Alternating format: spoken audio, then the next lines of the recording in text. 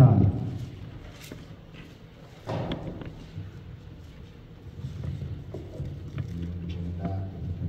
Zaburi 96.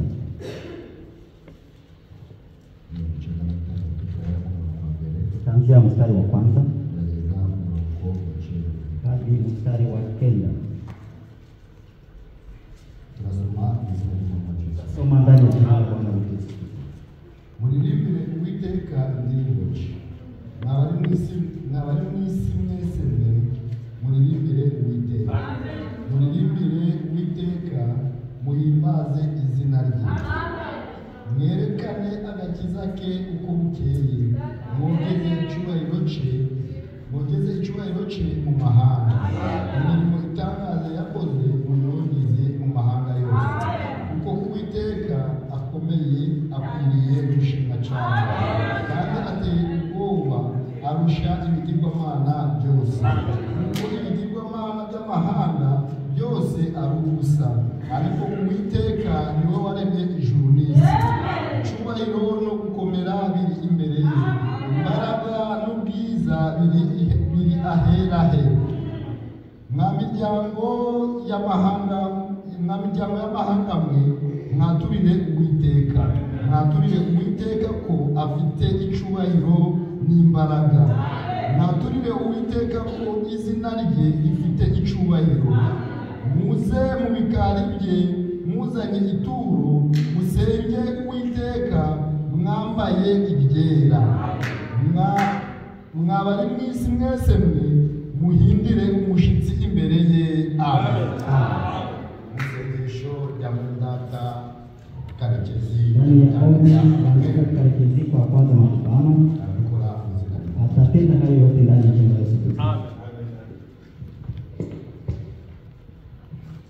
Data twese uri ijuru, Uwiteka Mana ihoraho, Uwiteka Mana ishobora byose, izina ryawe rihabwe icyubahiro.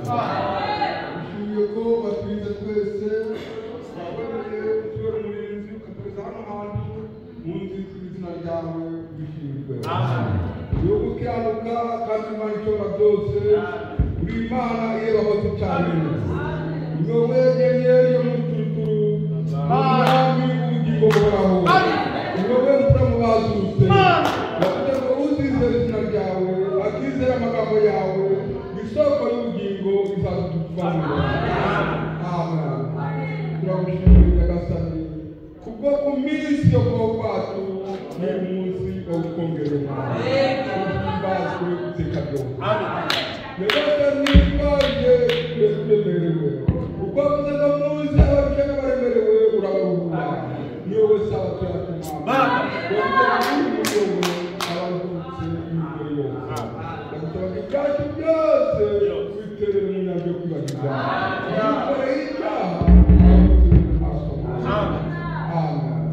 twaje tugukeneye tukubone, twaje tugushaka ukuruka. Ibyawe byacu bikorana natwe. Amen. Gahunda zose zikorerwa hano zikorerwe mu mbaraga z'Umwuka Wera. Dukeneye umuyobozi Kristo Yesu kugira ngo aze ayobore iteraniro ryawe. Imyuka mibi yose mu izina rya Yesu. Dusabye umutekano w'ibintu bikomeye kugira ngo itwike ubwoko bwawe. Amen. Nyagasani turagusabye kandi twizeye ko duhaye, kandi tugusabye umurezi wacu mu izina rya Yesu Kristo. Amen. Mu ndirimbo 2 z'abaririmbyi Nyagasani